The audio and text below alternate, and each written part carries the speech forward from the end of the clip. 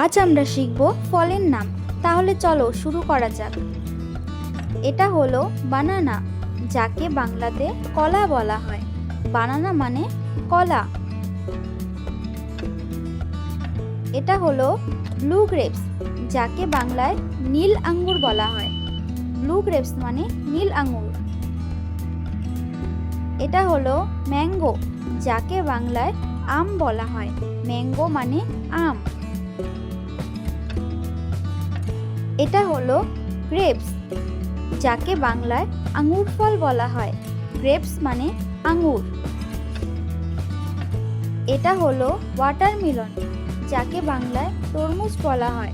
Watermelon মানে তরমুজ।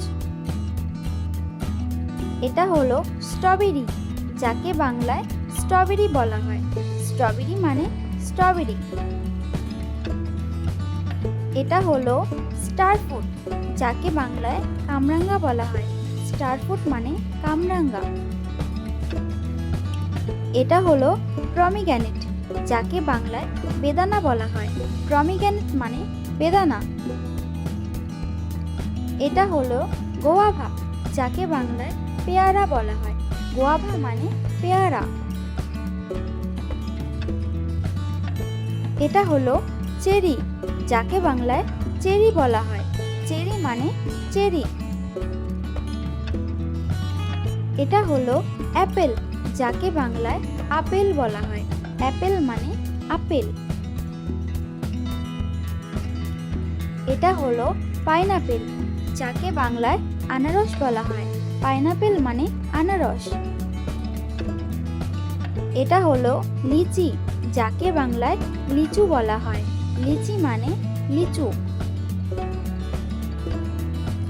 এটা হলো কোকোনাট, যাকে বাংলায় নারকেল বলা হয়।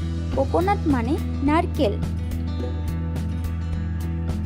এটা হলো লেমন, যাকে বাংলায় লেবু বলা হয়। লেমন মানে লেবু।